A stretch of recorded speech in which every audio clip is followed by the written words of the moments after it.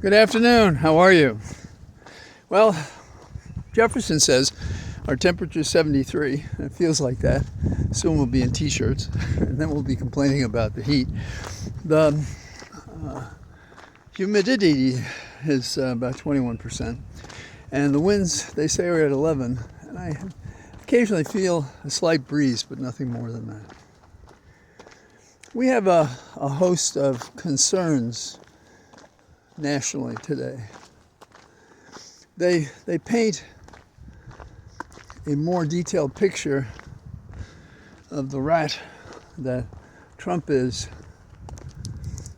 and it doesn't appear to me that his deceptive techniques are getting him through the problems that confront us because of him.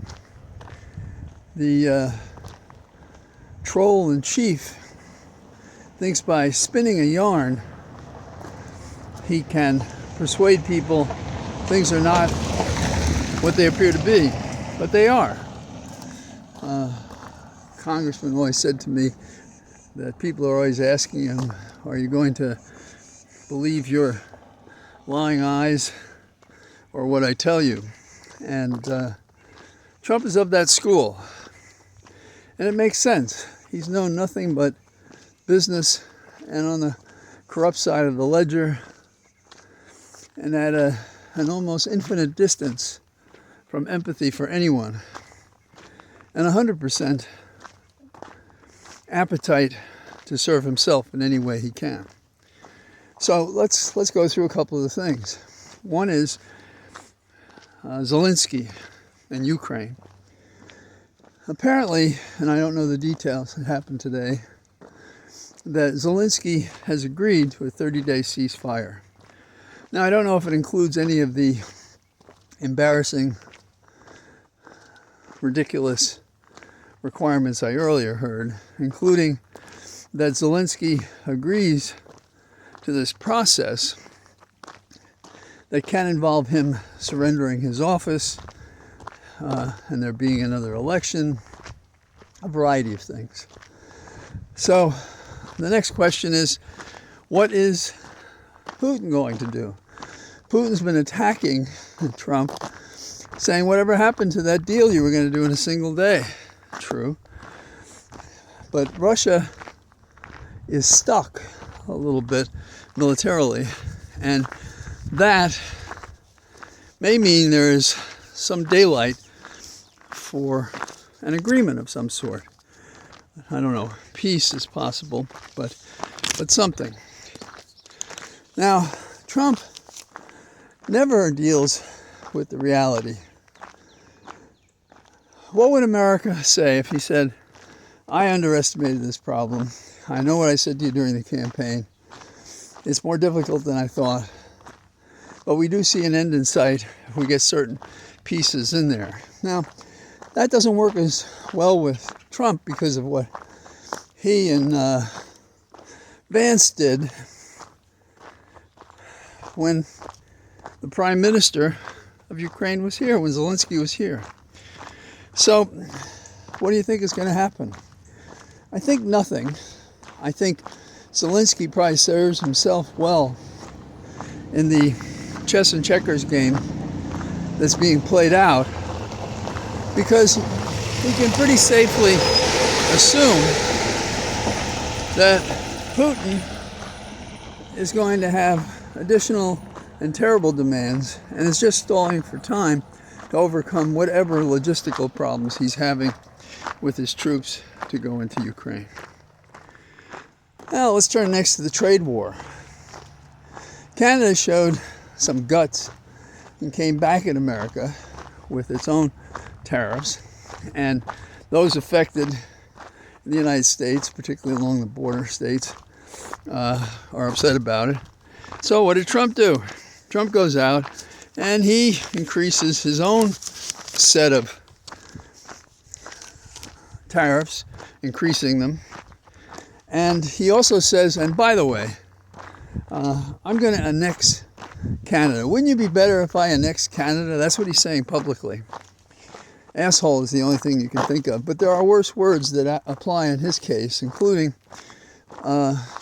betrayal to both the American tradition and to the treaties had with Canada and that are still extant, meaning they apply. And one of the critical provisions of the treaty involving Mexico, Canada, and the United States is that there would be no tariffs. Now, Trump says, I think we got the border wrong between Canada and the United States, so we got to re-examine that. And, some have asked me how could he possibly acquire Canada. Well, would our Congress do it?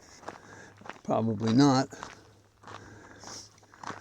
Would he do the only thing that a wannabe dictator does? Force. Does he see himself as Alexander the Great, extending the territory he occupies by force? So is he mimicking Putin invading Ukraine by invading Montreal, Quebec?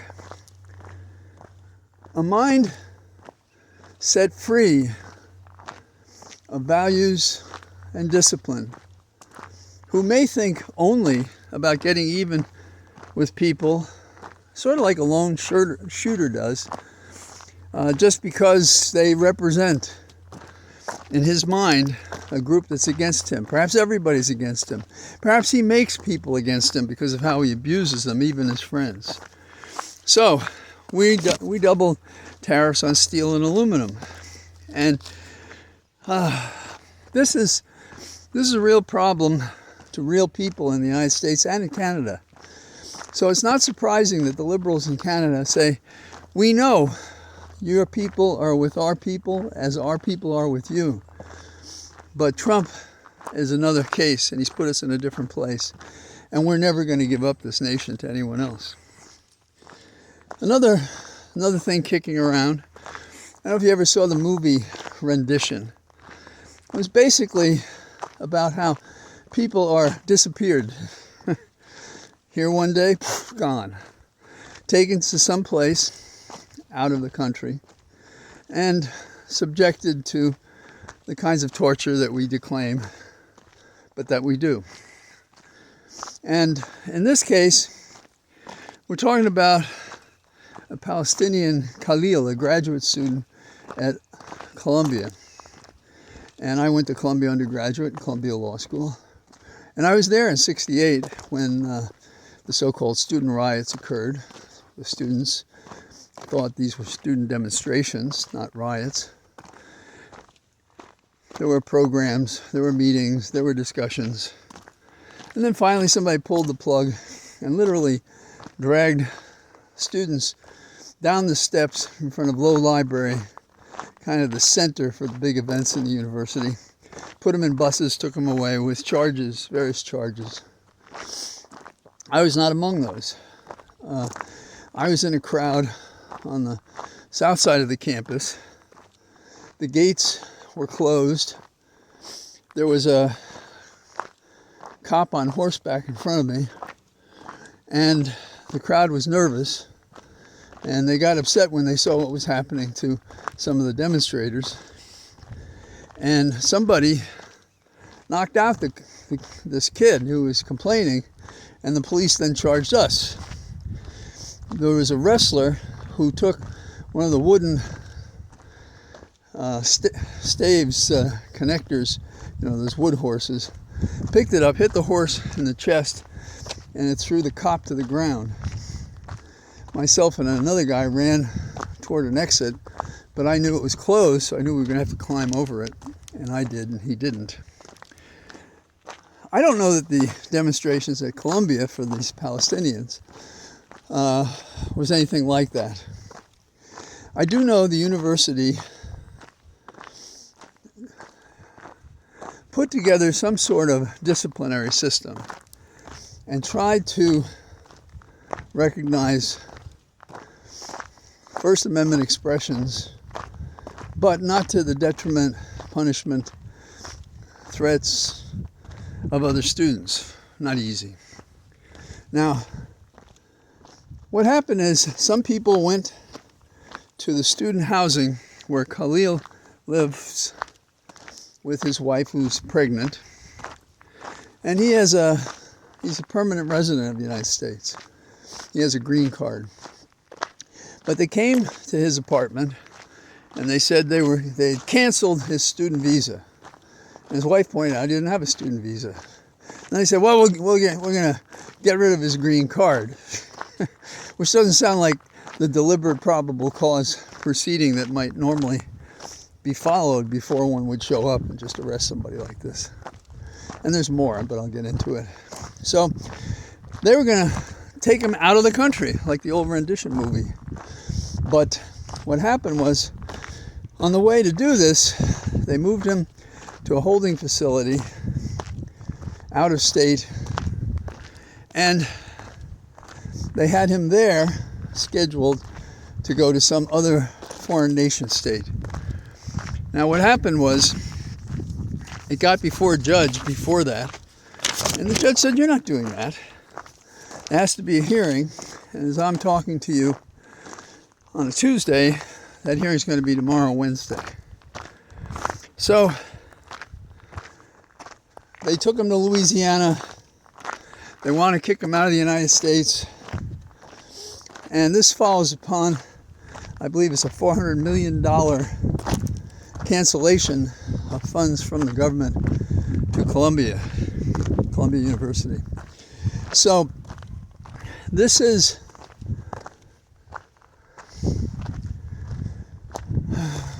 well, we've seen this in third world countries. This is what dictators do. It's to crush the voice of people they disagree with.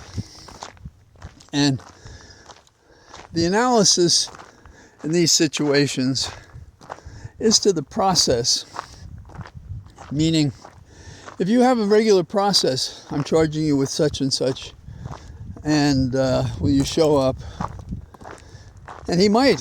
His wife is pregnant, he's at the university, he believes he's right. And if not, you could put him in custody, like closer to home, or put something on his ankle, you know. But the government didn't want to do any of that. This is the Rudy Giuliani school of smash and hurt and scare and threaten not just the person, but anybody who thinks to even protest what's happening to that person. But there are protests that were today, and the judge no doubt will consider tomorrow, do you have any reason for me to hold this man? And what exactly are the charges by which you ousted him from his home and sent him to Louisiana? And I think the answer to that may be a dismissal of the case. Since I don't know what he did on the campus, that could favor some argument by the government, but they obviously didn't consider it important enough to nail it down before arresting him. And I don't even know if they could say they arrested him. And I'd be very curious what people were on this team that went to his home. Do you think they were regular ICE employees? Do you think they were FBI? Do you think they were people that are closer to the State Department or the CIA or, any of these other groups? So, Trump wants a reckoning for these people who protested. But it's also a distraction. And if I try to analyze what the administration is doing, it feels like the Columbia thing is something Bannon would create. It's close to his notions of revolution and PR, and that makes sense. The economic decisions, for example, the tariff, I feel Alon's fingerprints are on that. So in other words, look for the things that help us understand how these guys operate, and see if Khalil is prevented from liberty again. And I think if the judge has the New York cojones, he'll be out, but we'll have to wait and see. A habeas corpus petition, let us have the body, is the device by which you attack this. And we'll see how that. Now, We also have a situation in which the Republicans, including our president, would be fine to close the government down. And on Friday, the clock runs, and we have to then authorize spending and things like that. Now, here's another example of the lie. And forgive me, those of you who know it in intimate detail, but what they're doing, that may be interesting to those who know how it works. But so first of all, we don't actually pass the spending bill in a final form. We have a continuing resolution which could just say, continue everything as it is, don't change anything, okay? And they call that would be an absolutely clean continuing resolution. And both parties might support that to keep the government open, although we can't be sure with Trump that that's how they'd see it. And so we have the Speaker of the House, Johnson, telling us it's up to the Democrats to pass this. Democrats have to pass this. And they got no objection. And if the government closes down, it's because of them. But what he doesn't say is it's not a clean CR. It takes millions and millions out of defense, but also it puts costs related to Social Security, Medicare, and Medicaid on the line. And I'm sure much more than that. So we have the government taking advantage of my somewhat oversimplification of how it really does by saying that it operates a different way. And then what's the big deal? Now, are we at risk? Well, the government may shut down, but here's how that might happen. The House might pass the bill. I'll talk about that in a moment. And it may not. But assuming it does, the rosy scenario for Jerk Johnson, then it goes to the Senate. And in the Senate, they need 60 votes to pass it. So, it will not go to the desk of the president. So how do they get the vote? What they may do is have a conference. Representatives from both sides of the hill get together, and they fool around with the numbers, and they get it to a place where it can pass. And so the unclean continuing resolution is passed with whatever amendments or changes are found agreeable. Now, let's go back to the House. The House, I enjoyed when I worked on the Hill, and I'll tell you why. I always thought it was a pretty simple math test. For example, every vote is divided into 3 parts. And the parts are those for it, those against it, whatever the bill is, any bill. And then those in the middle who haven't made up their mind. Sometimes it's only 10 people out of 435. And how and why, we don't know where they are, may suggest something that's happening in their district. And so what we would do when I was on the Hill and we tried to organize votes on bills is we'd identify those 7 to 30 people, divvy up the calls among us. We put 4 or 5 on our boiler room of calls, and then we'd see who we could move. And it would tell us if we were going to win or lose. Not always, but...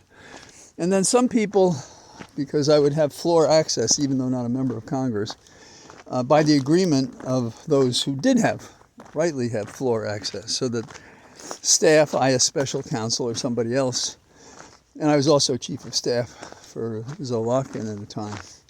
So we'd be on the floor and we could give advice to the members. Okay, so that's the background. Apologies to those who know it, and maybe know it better than I do. There is a representative, Tom Massey, I believe his name is. He's from Kentucky, and he is against the, quote, clean continuing resolution. And so he has said he's going to vote against it. Now, here's the problem. The Republicans only have a 1-vote margin. In other words, you need 218 to pass, and they have 218 to 214. They lose a single vote, they can't win the vote. The indication that Massey means business is they had a procedural vote. The Rules Committee sits down, rules in separate hearings, which people can go to, and members anyhow, and their staff, and say, we think we should do this, that, or the other thing. And so there was a test of a rule, and the vote was 216 to 214. Okay, 216 is short of 218. How did that happen? Well, Massey voted against the resolution. One Republican didn't show up. One Democrat didn't show up, which may mean they wanted to avoid a vote in their district. So it is questionable whether between today and I think it's Friday at midnight, we can get a vote even in the House to go forward. And then, with a very close vote, how do we get to 60 in the Senate? So this is not an academic question. This is serious. And the thing that is hidden in this political discussion is that there's a big chop off of defense spending to vets. There is also, as I said, problems with Medicare, Medicaid, Social Security. Now on March the 14th, right around the corner, there's supposed to be a demonstration about Defense Department cuts, particularly focused on vets who are getting kicked out the door. So, things are more complicated than some say, but understandable nonetheless. How do I see these things? I see the motion and the fight having some good effect as a positive. It is a tiring process when the result seems obvious, what we should do, why we shouldn't do things that Trump is doing. And that's a problem. And over a lifetime of chairing meetings, being at meetings, making decisions, being an advocate, I think very many of the meetings I attend to, I'm sure you have this experience, in the first 5 minutes you say to yourself, well, it's obvious, just do this. But it takes a while for a room to migrate to a consensus. And so that's part of the problem about this. And for strategic and tactical reasons, we have to find a patience. So that's what I got today in my cathedral of trees. And who knows, maybe it'll be 80 tomorrow. Bye-bye.